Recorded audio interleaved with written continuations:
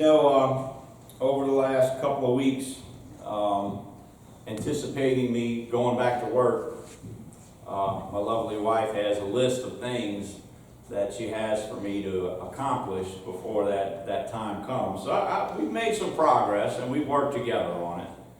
But one of the things is that I have a carport. The leaves kind of get impacted on top of the carport, which required me to get on the roof.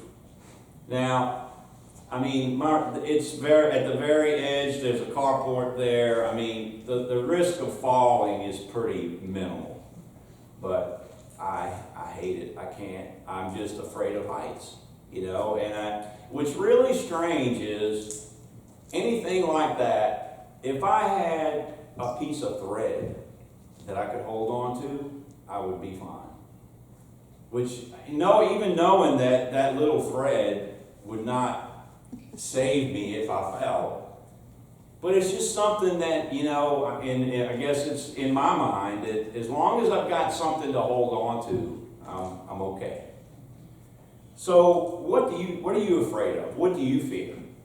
And of course, when you ask somebody that, it's afraid of heights, snakes, spiders, things like that, right? The definition of fear, so think about what is fear, right? The definition is an unpleasant emotion caused by the belief that someone or something is dangerous, likely to cause pain or a threat. So it's something in your mind that for some reason tells you that this is going to be dangerous or this is going to hurt me. Now, God gave us some reactions that I don't know if you really want to call them fears, but one of them is loud noises. When you hear a loud noise, you blink, right? I would say fire. Nobody had to tell me don't stick my hand in the fire. And even as a small child, if you put your hands close to the fire and you feel the heat and it starts to be painful, you pull your hand back. So those are kind of normal instincts. But most of the fears that we have are things that we learn or things that we assume would be dangerous. I had an aunt that was deathly afraid of anything with feathers. Now you might say, that's crazy. So chickens, birds, no, I said anything with feathers. So if you took out a feather duster, she would climb the wall. She would scream, holler, claw. She was deathly afraid of anything with feathers. Now I don't know where that came from, but I saw it firsthand one time, and it was crazy. It really was. She opened a little shed. They owned some property, and she opened this little shed, and we heard her scream. I thought somebody stabbed her. It was a blood-curdling scream. And she took off running, and my uncle had to basically chase her down and almost tackle her. And there was a chicken in the little shed. There was a chicken in there. So it's a very powerful motivator. Let's put it that way, right? So fear can drive you to make decisions, okay, whatever that may be. So some other things, do you fear loneliness? There are people who are afraid of being alone, but afraid of the dark. I think most children growing up, I was, you're afraid of the dark. You want to have that little bit of light. How about death?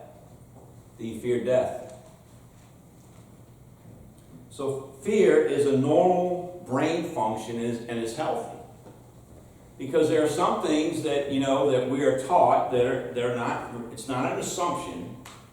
We're taught, don't park your car on the railroad track. Right? There's things that we're taught that instill a fear in us that protect us, that keep us safe. And fear comes at all different kinds of levels. It can go, anxiety is a form of fear. Right? All the way to being terrified, where you can't breathe. Fear is not as automatic as you think. Fear is part instinct, part learned, and part taught. Some fears are instinctive.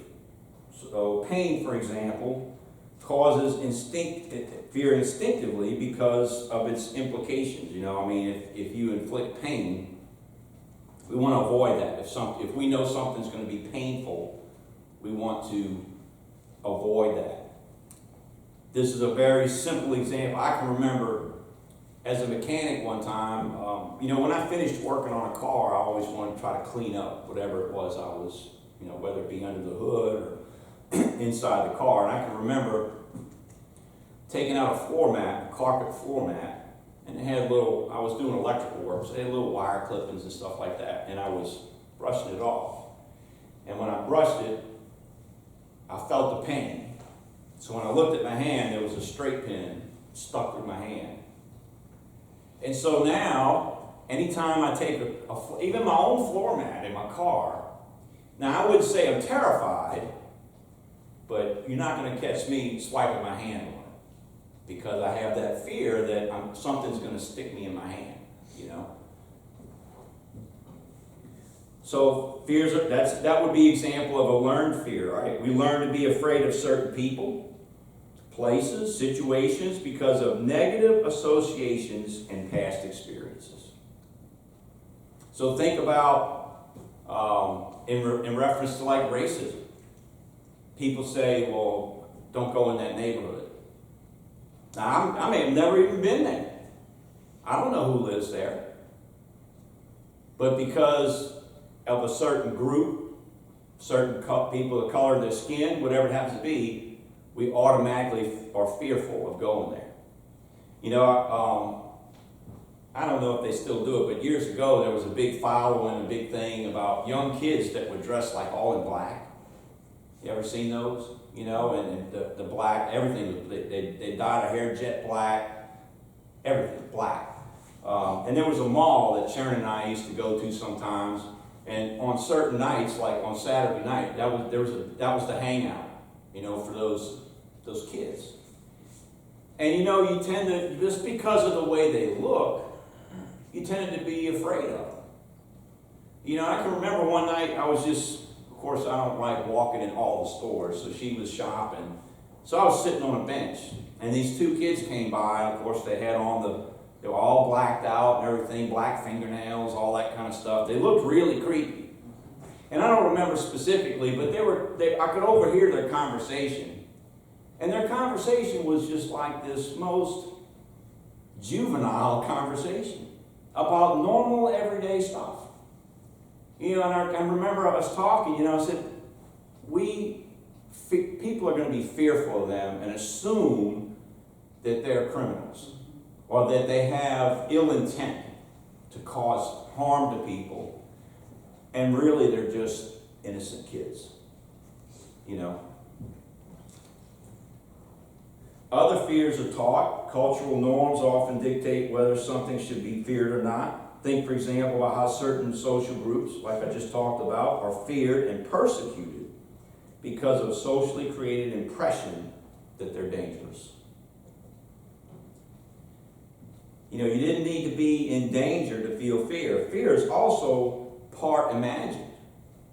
And so it can arise in the absence of something scary. In fact, because our brains are so efficient, we begin to fear a range of stimuli that are not scary, which is conditioned fear, or not even present. So anticipatory anxiety. My son has suffered with anxiety all his life. But he's learned that, well, first of all, he began to realize at an older age that if he listened to that anxiety and acted upon it, he would never do anything. He would end up being one of those people that sat in a room and was afraid to go outside. Just this past year, he got on a plane for the first time. Now, it was really hard for him to do that. It was tough. But what helped him was I told him, I said, look, and I've done a lot of flying. And my son loves cars. He loves fast cars. I said, just picture you're in a dragster. And just by telling him that, he said, when it took off, he said, that was the coolest thing, Dad. And now they've already made a trip on their own, back to New York again. And they're talking about going to Scotland, and they talk about traveling. That's opened up a whole new thing. So you have to learn to fight that. It doesn't mean you're not going to get it. But in the face of that anxiety or that fear, you have to learn how to make good decisions. Doesn't mean to throw caution to the wind, because there is fear that's good for us too, right? To protect us. The more scared you feel, the scarier things will seem. Fear dictates the actions you will take. Actions motivated by fear fall into 4 types: freeze, fight, flight, or fright. So, sometimes people are so terrified, they're so fearful of something, they can't move. They stand right where they're at. The train, if they're on the track, the train's coming, and they're so afraid, terrified, they just can't move. And it costs them their life. There are situations too where people fight. You're faced in a situation, maybe with a confrontation with another person, and not necessarily always a physical fight, fist fight. But there's times where you're confronted with someone where what happens? The first thing that I just mentioned, you freeze. They're throwing all kind of insults at you and running off at the mouth, and what? You don't know what to say. You're speechless. I have delayed intelligence. That means that 20 minutes later, an hour later, I think of something really cool to say, right? But at the moment, you just don't know what to say. Sometimes you reach that point where you have to say something. It might even be a physical altercation. Maybe you have to do something, okay? Sometimes you're so fearful that you run away. Protect yourself, right? There's no harm in that. Let's look at a passage from Genesis 22, 1 through 18. Genesis 22, 1 through 18. It says, after these things, God tested Abraham and said to him, Abraham. He said, here I am. Take your son, your only son Isaac, whom you love, and go to the land of Moriah, and offer him there as a burnt offering on one of the mountains of which I shall tell you. So Abraham rose early in the morning, saddled his donkey, and took 2 of his young men with him, and his son Isaac. And he cut the wood for the burnt offering, and arose and went to the place of which God had told him. On the 3rd day, Abraham lifted up his eyes and saw the place from afar. Then Abraham said to his young men, stay here with the donkey, and I and the boy will go over there and worship and come again to you. And Abraham took the wood of the burnt offering and laid it on Isaac his son. And he took his hand from the fire and the knife, and so they went both of them together. And Isaac said to his father Abraham, my father. And he said, here I am, my son. He said, behold the fire and the wood, but where is the lamb for the burnt offering? Abraham said, God will provide for himself the lamb for a burnt offering, my son. So they went both of them together. When they came to the place of which God had told him, Abraham built the altar there and laid the wood in order and bound Isaac his son and laid him on the altar on top of the wood. Then Abraham reached out his hand and took the knife to slaughter his son. But the angel of the Lord called him from heaven and said, Abraham, Abraham. And he said, here I am. He said, do not lay a hand on the boy or do anything to him, for now I know that you fear God, seeing that you have not withheld your son, your only son, from me. And Abraham lifted up his eyes and looked, and behold, behind him was a ram caught in the thicket by his horns. And Abraham went and took the ram and offered it up as a burnt offering instead of his son. So Abraham called the name of that place, "The Lord will provide," as it is said to this day. "On the mount of the Lord it shall be provided." And the angel of the Lord called to Abraham a second time from heaven and said, "By myself I have sworn, declares the Lord, because you have done this and have not withheld your son, your only son, I will surely bless you and will surely multiply your offspring as the stars of heaven and as the sand that is on the seashore. And your offspring shall possess the gate of his enemies, and in your offspring shall all the nations of the earth be blessed, because you have obeyed my voice." So, two things here is, there's two people in this story. You got Abraham and Isaac.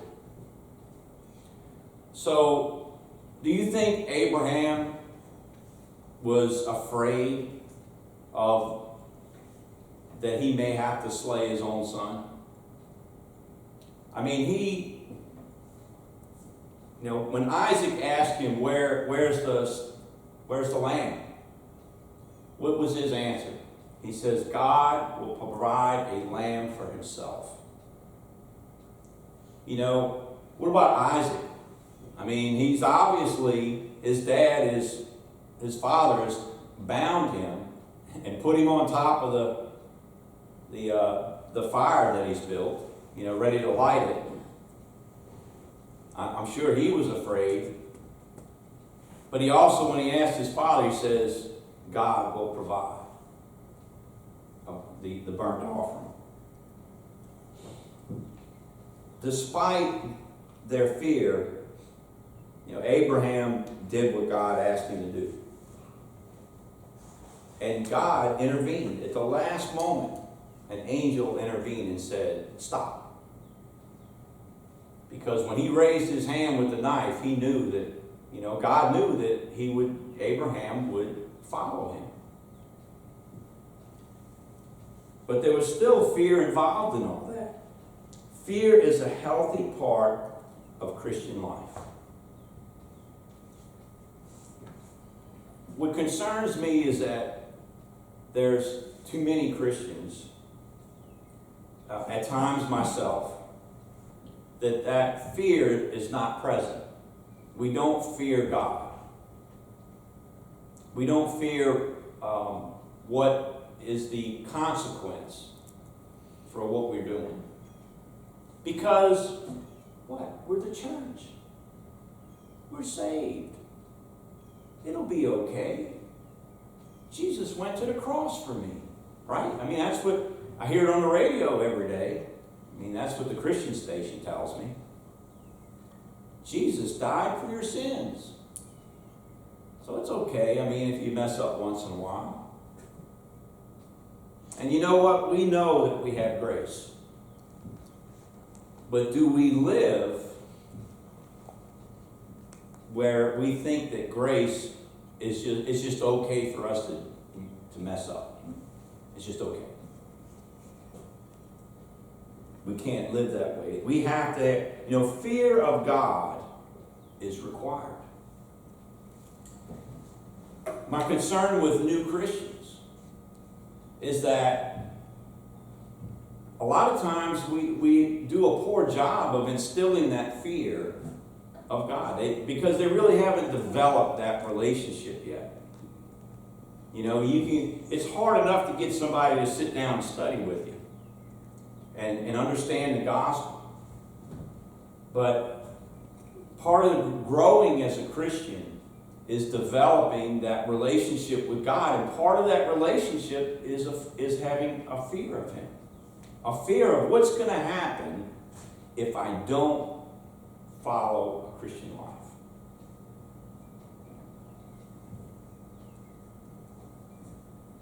If you do not have a fear of God, you will not be driven toward Him. You will not be driven to make sacrifices that will help you grow or draw others to you and to God. God tells us what fear is unhealthy and unnecessary. In 1 John 4, 1 through 6, he says, "Beloved, do not believe every spirit, But test the spirits to see whether they are from God. For many false prophets have gone out into the world. By this you know the Spirit of God. Every spirit that confesses that Jesus Christ has come in the flesh is from God. And every spirit that does not confess Jesus is not from God. This is the spirit of the Antichrist, which you have heard was coming and is now in the world already.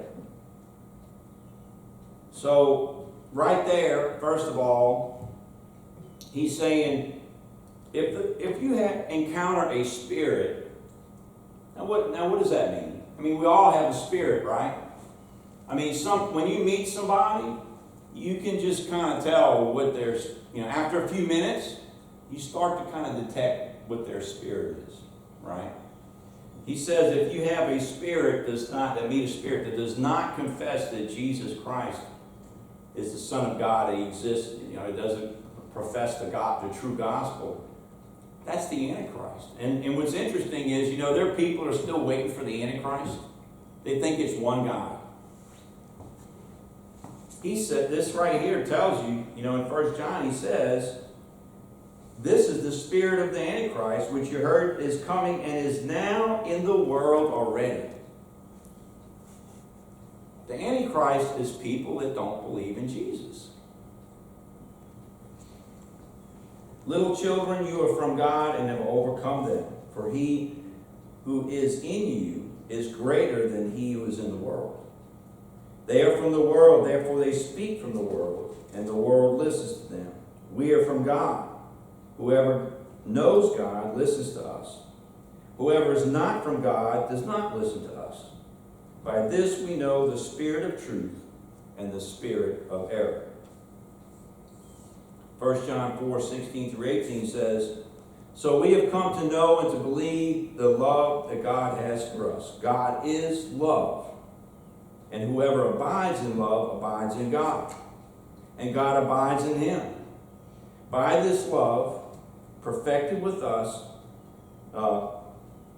by this is love perfected with us, so that we may have confidence for the day of judgment. Because as he is also, we are in the world. There is no fear in love, but perfect love casts out fear. For fear has to do with punishment, and whoever fears has not been perfected in love. Not only about the love that God has for us, but the love that we give to other people. Sometimes when you're confronted with a person that may be argumentative, you just can't seem to get through to them.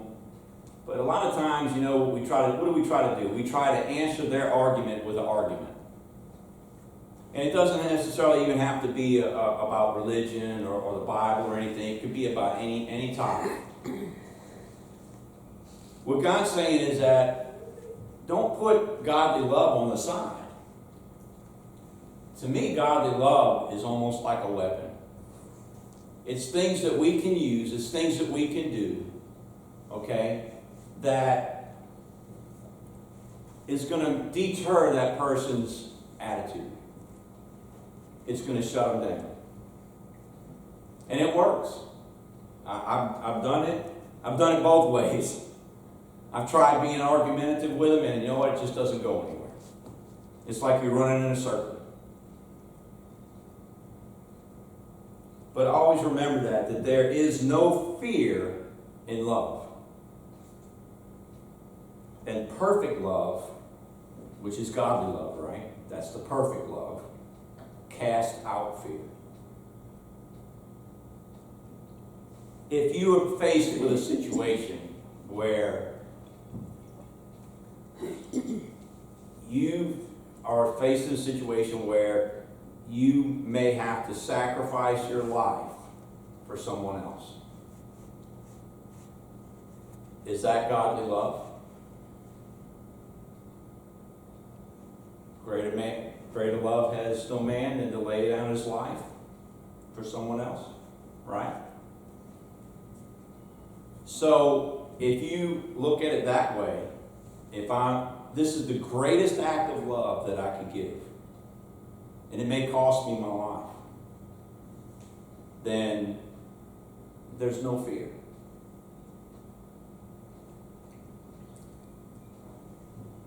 From Matthew 10, 26 to 33. So have no fear of them. Behold, I am sending you out as sheep in the midst of wolves, so be wise as serpents and innocent as doves. For nothing is covered that it will not be revealed, or hidden that will not be known. What I tell you in the dark, say in the light, and what you hear whispered, proclaim from the housetops. And do not fear those who kill the body, but cannot kill the soul. Rather fear him who can destroy both soul and body in hell. Are not 2 sparrows sold for a penny? And not one of them will fall to the ground apart from your Father. But even the hairs of your head are all numbered. Fear not, therefore, you are of more value than many sparrows. So everyone who acknowledges me before men, I also acknowledge before my Father who is in heaven. But whoever denies me before men, I will also deny before my Father who is in heaven. We need not fear standing up for Christ. About what people will say to us, what people can do to us. We need not fear about stepping in an instant where it may cost us our life, but save someone else's. Because perfect love casts out fear. In Revelations 2:8, this is one of my favorite, when it comes to talking about fear, this is one of my favorite passages. This is the letter to the church in Smyrna. This is Revelations 2:8 through 10. He says, and to the angel of the church in Smyrna write, the words of the first and the last who died and came to life. I know your tribulation and your poverty, but you are rich. And the slander of those who say they are Jews and are not, but are a synagogue of Satan. Do not fear what you are about to suffer. Behold, the devil is about to throw some of you into prison, that you may be tested, and for 10 days you will have tribulation. Be faithful unto death, and I will give you the crown of life. Can you imagine getting that letter? Do not fear what you're about to suffer. Be faithful unto death. God just told these people that some of you are going to die for your belief. And don't be afraid of it. I always think about that. What if we got that letter? How would you feel about that? So here's the answer, right? Here's God's answer. Ephesians 6:10 through 18. He says, finally be strong in the Lord and the strength of his might. Put on the whole armor of God, that you may be able to stand against the schemes of the devil. For we do not wrestle against the flesh and blood, but against the rulers, against the authorities, against the cosmic powers of this present darkness, against the spiritual forces of evil in the heavenly places. Therefore take up the whole armor of God, that you may be able to withstand in the evil day, and having done all, to stand firm. Stand therefore, having fastened on the belt of truth, and having put on the breastplate of righteousness, and as shoes for your feet, having put on the readiness given by the gospel of peace. In all circumstances take up the shield of faith, with which you can extinguish all the flaming darts of the evil one.